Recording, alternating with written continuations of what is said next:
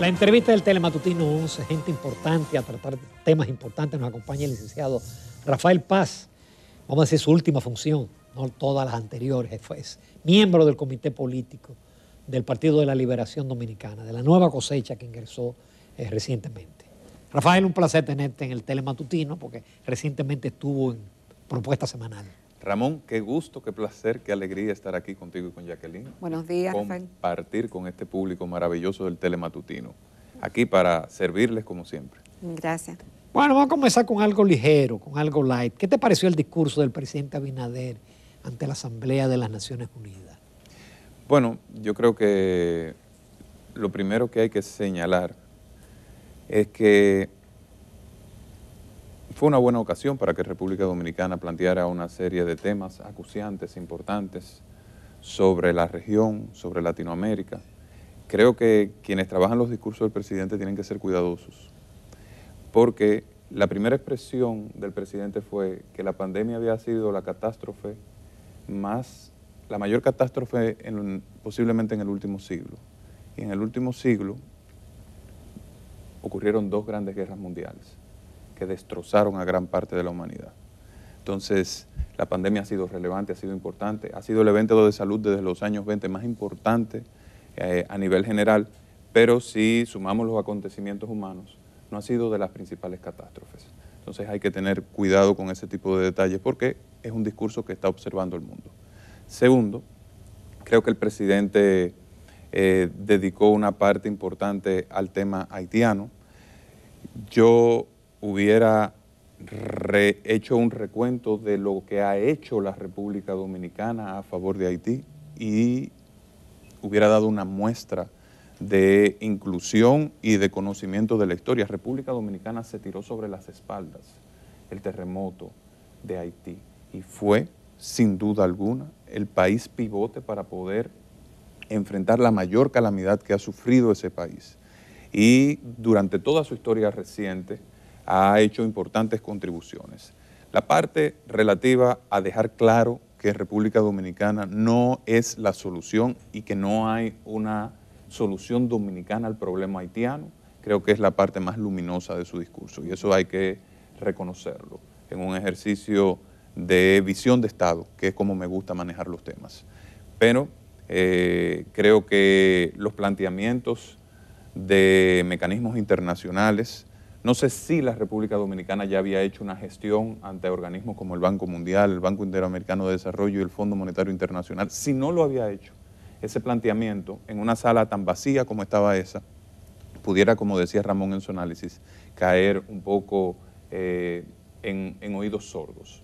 Hay que ver si República Dominicana va a iniciar una acción diplomática tendente a la promoción de ese Fondo de Solidaridad Internacional y hay que ver también si los principales jugadores de la región latinoamericana, que son, digamos, los partners de República Dominicana en su gestión diplomática, este GRULAC, ¿verdad?, el Grupo de Latinoamérica, está dispuesto a respaldar esta iniciativa y entonces llevarla a una discusión en los organismos internacionales. Si no, sería simplemente un bonito planteamiento, pero, Rafael, sin posibilidad de concretar. Pero un paréntesis en ese sentido, la República Dominicana tiene una agenda muy ambiciosa de recuperación y asumir la agenda de Haití, que a Haití no le gusta que el gobierno dominicano asuma su agenda y lo ha hecho saber en varias ocasiones. No podemos nosotros ahora mismo, no sé la pertinencia de embarcarnos en ese tema que desde ya es conflictivo con toda la agenda que tenemos de situaciones y de problemas internos. Parecería que yo no me expliqué bien con relación al fondo. El presidente en su primer planteamiento en el foro habló del fondo que puso a disposición el FMI con los derechos especiales de giro para los países del mundo poder, digamos, atender los efectos de la pandemia. El presidente señalaba que los países recibían esos derechos especiales de giro en proporción a la cuota de contribución al FMI, lo que le daba un privilegio a los países más grandes. Y proponía que las cuotas que fueron entregadas a los países más grandes fueran distribuidas en los países de ingreso medio y los países pobres.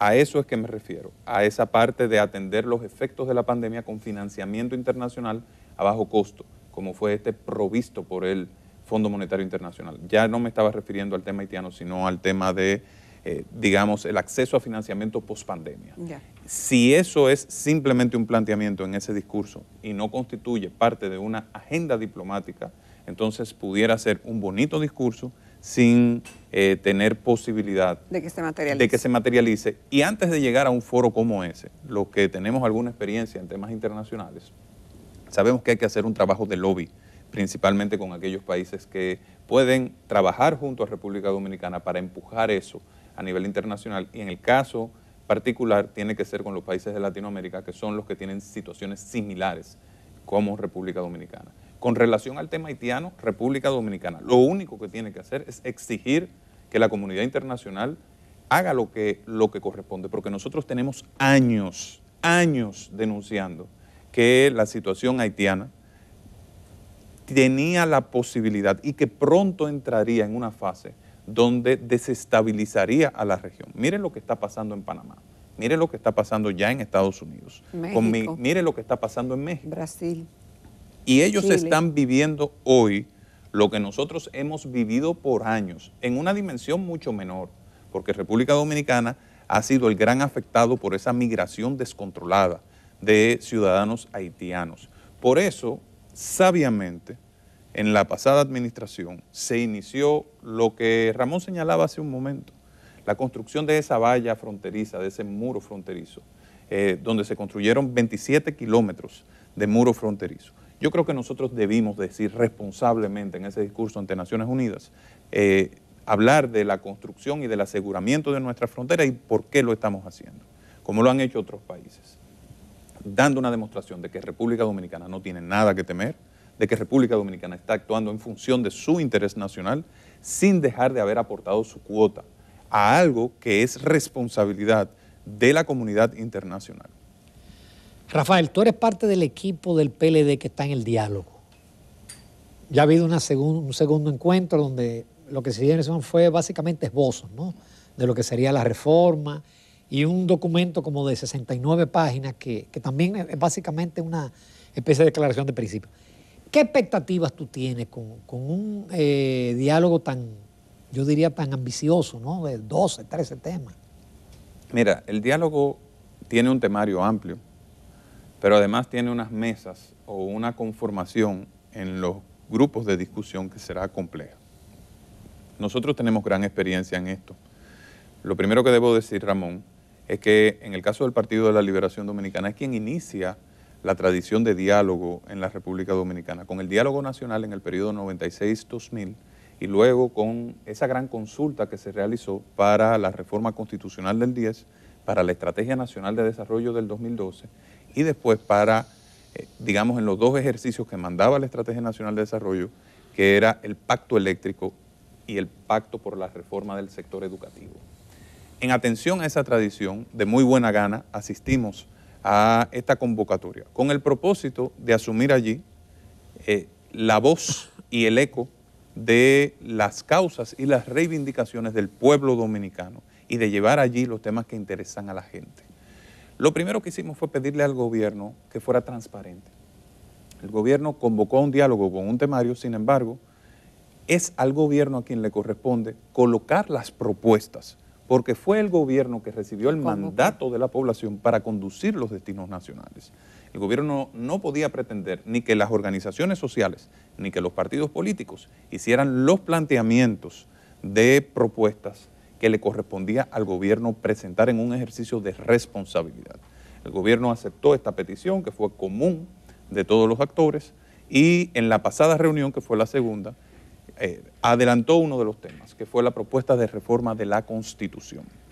Pero quedan 12 temas, 13 temas adicionales, serán unas 14 mesas, con la participación de 12 partidos políticos, pero además con el sector social, el sector empresarial y el sector laboral, y todas las entidades vinculadas a los temas que sean invitadas, algunas en calidad de observadores. Entonces, esto va a generar una dinámica, y les decía, tengo experiencia porque me tocó participar en el pacto educativo, en aquel momento en representación del empresariado, ¿verdad?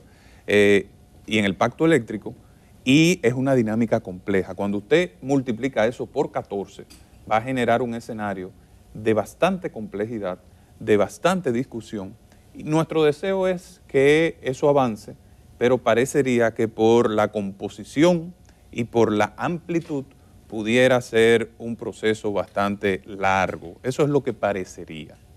Es decir, que las expectativas que ustedes tienen o que tiene Rafael Paz, ¿cuáles son actualmente, dado la complejidad de lo que pudiera presentarse en el Consejo Económico y Social? Mira, yo creo que la manera más inteligente de hacer esto es priorizando una serie de temas, que son aquellos temas que benefician y afectan e impactan directamente a la población. Nosotros hemos sido enfáticos, por ejemplo, con relación al tema de la seguridad ciudadana.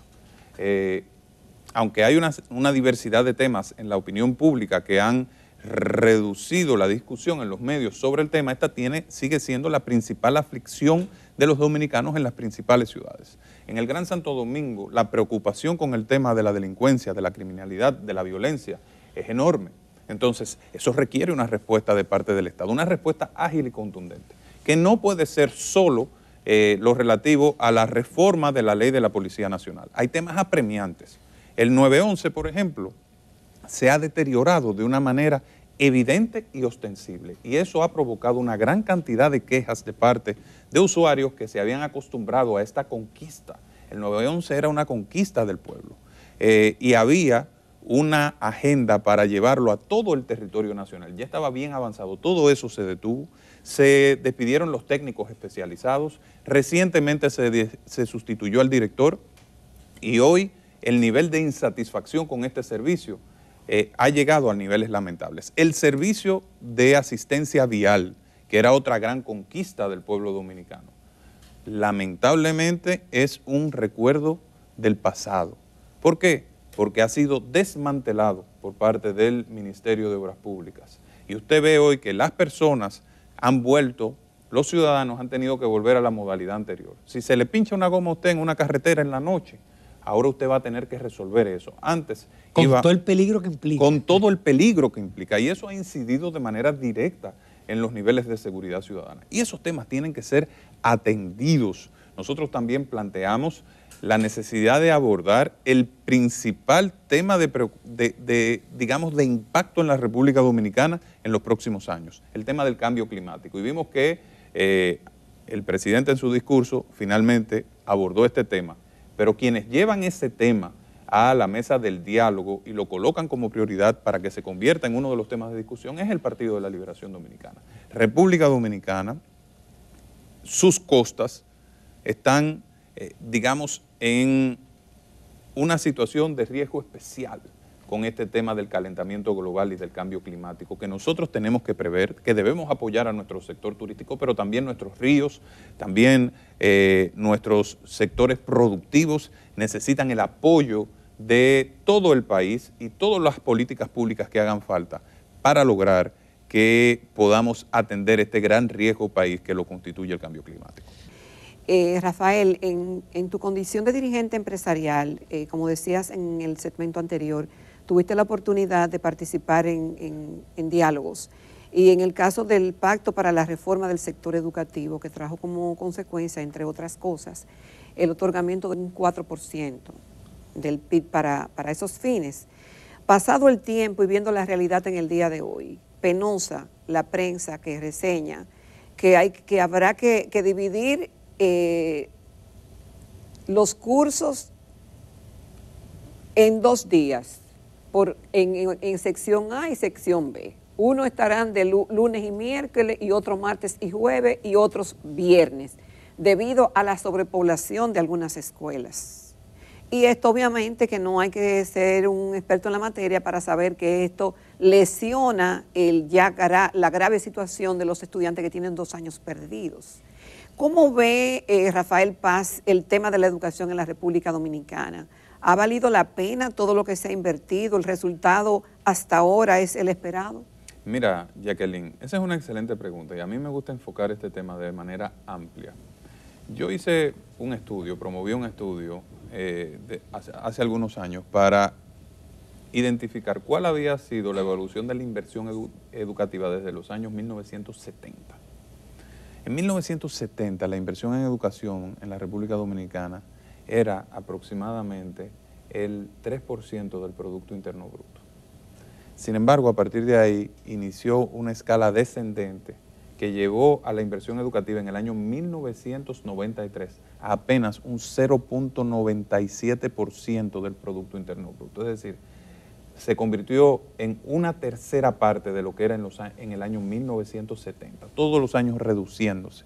Era la principal partida sacrificada por todos los gobiernos, sin excepción, hasta el año 93, que se lanzó el plan decenal y comenzó una escalada lenta de ascenso que permitió llegar al nivel anterior apenas en el año 2010, casi al nivel anterior. Estamos hablando de 40 años perdidos. Es decir, un 3%. En la educación dominicana, aproximadamente. Llegó a un 2.8 en el año 2010. Entonces, significa que toda una generación, 2 generaciones de dominicanos, se formaron en un sistema educativo que no proveía los recursos necesarios, que no formaba los profesores adecuados, que no tenía la infraestructura necesaria. En el año 2011, la escuela pública promedio de la República Dominicana tenía apenas 3 aulas. Óigase bien, la escuela pública promedio tenía apenas 3 aulas cuando debía tener 12. Por eso tenía que haber educación matutina, vespertina y nocturna. Y había un alto nivel de deserción escolar, principalmente en el bachillerato. Había un problema grave de acceso a educación. Con el 4% comienza a resolverse el problema de acceso a educación. Y a la par comienza un camino sutil y digamos de trabajo para mejorar los niveles de calidad de la educación dominicana. Pero todo el que ha participado en discusiones sobre tema educativo sabe que el principal límite o limitación que han tenido los gobiernos para invertir en educación es que es una inversión cuyos frutos se ven, y tú lo sabes, Ramón y Jacqueline, en 25 años. ¿Qué significa eso? Que se requiere una atención consistente, constante, pero con un plan decidida, planificada. Pero con un plan estratégico. Claro que sí. Porque entonces, mucho dinero, sin tener claro qué es lo que se quiere, también y sin tener es una pérdida. Una estructura burocrática adecuada para ejecutar ese gasto con criterio. El pacto educativo que se discutió entre todas las fuerzas políticas marca una carta de ruta de la sociedad dominicana. Sin embargo, ha habido resistencia a su implementación. Una de las medidas más trascendentes que se tomó para profesionalizar el sistema educativo fue la designación de los directores regionales y distritales a través de un concurso público, donde participó toda la sociedad civil vinculada al tema educativo y que fue felicitado por los organismos internacionales. ¿Cuál fue la primera decisión que tomó el ministro de Educación actual? Retirar y convertir en asesores a esos directores distritales y regionales y sustituirlos por personas con mérito político, que es lo que, politizando nuevamente, sin licitación hasta el día de hoy, sin concurso hasta el día de hoy. Entonces, ese tipo de medidas que van en contra del espíritu del pacto educativo tienen que ser revisadas y tienen que ser también señaladas por la sociedad. El Ministerio de Educación maneja demasiados recursos del Estado dominicano, demasiados. Es como si fuera la mitad del gobierno en un solo ministerio. Yo creo que valdría la pena, y ya esto es una, digamos, opinión de carácter personal, que se haga con el Ministerio de Educación lo mismo que se hizo con el Ministerio de Salud Pública, donde la rectoría del sistema se encargó al ministerio y se creó una entidad especializada que se encarga de la administración de los hospitales. Y eso permite que haya lo que dicen los americanos, que es fundamental, como decía John Adams, para el buen gobierno, que es el check and balance, los pesos y contrapesos necesarios. Dicen que el ser humano es bueno por naturaleza, pero supervisado es mejor. Entonces, en el sistema educativo dominicano hay un ministerio de educación que es un monstruo institucional que se mueve como un leviatán, que toma decisiones que afectan a todos los dominicanos, que gasta una gran cantidad de recursos y que no tiene posiblemente los sistemas de contrapesos necesarios para asegurar que esos recursos vayan hacia donde se necesita, que es a mejorar la calidad educativa. Yo soy un gran creyente en el STEM, que es Science, Technology, ciencia, tecnología, matemática y todo lo relativo a la ingeniería y las ciencias prácticas, las ciencias exactas. Nosotros tenemos que hacer una apuesta fuerte por el tema de STEM en República Dominicana para que nuestros niños no le tengan miedo a las matemáticas. El sistema educativo dominicano ha sido concebido para asustar a nuestros propios estudiantes sobre las matemáticas. Rafael, pero el propio secretario, ministro de Educación, y cuando ellos eran oposición, dicen que en el gobierno de ustedes lo que fue un proyecto inmobiliario, la educación. Bueno, definitivamente el primer reto de la educación dominicana era un tema definitivamente de infraestructura, Ramón. Tú eres ingeniero y tú sabes que para que toda obra o política pública de esta envergadura a nivel social pueda funcionar, tiene que haber infraestructura adecuada. Y naturalmente, cualquiera que hubiera gobernado, la primera atención se lo hubiera dedicado a construir aulas dignas. Señores, aquí habían gente que tomaban clases abajo de una mata de mango. Así es. Es que se nos olvida rápidamente, abajo de una mata de mango. Habían muchas escuelas donde los cursos, ¿ustedes saben cómo era que se tomaban muchos cursos? 4 cursos en un aula, sin siquiera separación, un profesor en una esquina, un profesor en otra esquina, otro en otra y otra en otra, con pizarras diferentes. Todavía quedan vestigios de eso, incluso aquí en la capital. Entonces, se necesitaba una inversión importante en infraestructura. Aquí en la capital se necesita todavía hoy gran inversión en infraestructura educativa o buscarle la vuelta al tema. ¿Por qué? Porque como hemos dicho, aquí en la circunscripción 1, por ejemplo, el 80% de la oferta educativa es privada.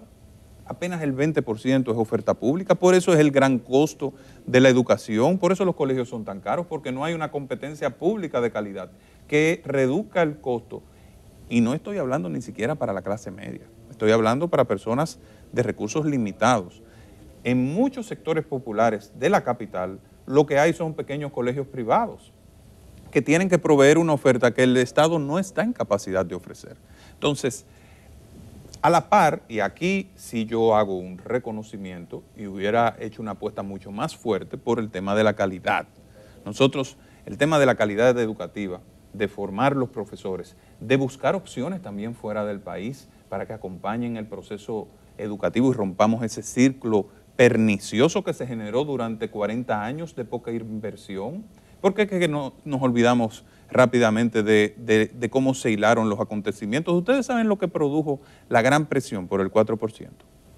Fue cuando la generación que se educó a finales de los 80 y a principios de los 90 se convirtió en profesores en la primera década de los 2000, con todas aquellas deficiencias de no haber sido educados adecuadamente, porque la carrera más fácil para una persona en ese momento era la de educación. Todo el que no sabía lo que estudiar en aquel momento y no tenía grandes habilidades para otra materia, digo, excúsenme a aquellos que tienen una vocación genuina de ser profesores, que constituían la excepción en ese momento. Yo respeto mucho a los profesores, yo estudié en una escuela pública, yo sé las peripecias que pasa un maestro dominicano y que pasó un maestro dominicano, pero hay que entender que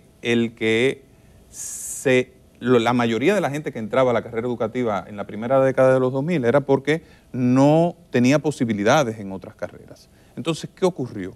Esos que llegaron a ser profesores, entonces llegaron con todas las deficiencias del mundo y los padres se alarmaban de los niveles de falta ortográfica de los profesores, de falta de dominio de la currícula escolar, y eso produjo una reacción social de lucha por el 4% por la educación. Entonces, todos esos problemas acumulados, y a veces el que está viendo a uno debatir sobre estos temas, dice, pero wow, Rafael está justificando mucho todo lo que ha ocurrido y nosotros lo que necesitamos es soluciones. Sí, es cierto, pero por algún lugar había que comenzar. Ahora, el compromiso tiene que ser darle cumplimiento a ese pacto educativo, que es lo que nos va a guiar hacia un futuro mejor. Rafael, tú eres un político joven, estás haciendo una carrera política. ¿Tiene posibilidades el PLD de retornar en el 24 con todos estos procesos en marcha y lo que se dice que faltan todavía? Mira, Ramón, yo creo que nosotros hemos dado todos los pasos necesarios para renovar el Partido de la Liberación Dominicana, para crear un nuevo momento. Estamos en un proceso de discusión interna, de trabajo, de reflexión, para entender qué cosas no se hicieron bien, pero también reconocer las fortalezas y las grandes realizaciones de las gestiones del Partido de la Liberación Dominicana. Yo creo mucho en la autocrítica y en analizar reflexivamente y reconocer los errores cometidos. Yo creo que el Partido de la Liberación Dominicana tiene una cantera de liderazgo maravillosa y la gente se ha ido dando cuenta que esa famosa promesa de cambio que se hizo no está en el nivel el nivel de ejecución se ha quedado muy por detrás de las expectativas que se generaron en la población. Entonces el PLD, que va a definir su candidatura presidencial muy posiblemente el año que viene, en un ejercicio de integración de la nueva generación, del liderazgo maduro del partido y con un buen candidato o candidata presidencial, tiene todas las posibilidades y se va a trabajar duro para ello. Yo creo también en que debemos promover una importante concertación entre las organizaciones de oposición, entre las fuerzas sociales que han llevado hacia el progreso la República Dominicana, para que juntos conduzcamos este país por el buen camino.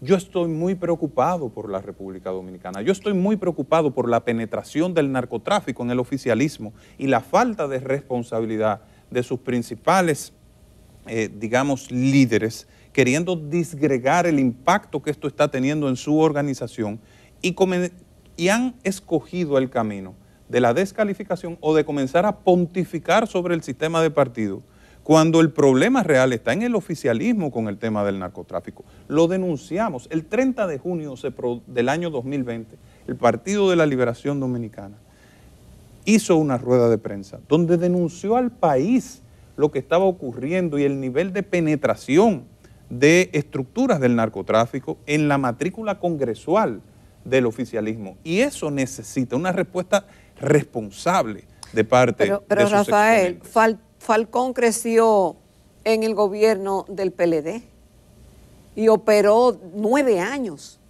Y ahora que se está dando con esta investigación que hizo el Ministerio Público, que dice que tenía más de un año investigando y que da al traste. Entonces es una responsabilidad compartida. Y en el gobierno del PLD se desmanteló la principal estructura de narcotráfico que era del país, que era la de Quirino, se desmanteló la de Figueroa Agosto, se desmanteló la de Toño Leña, la del Chino, la del Gringo, la del Gallero, y se le dieron duros golpes al narcotráfico, se extraditaron decenas de narcotraficantes.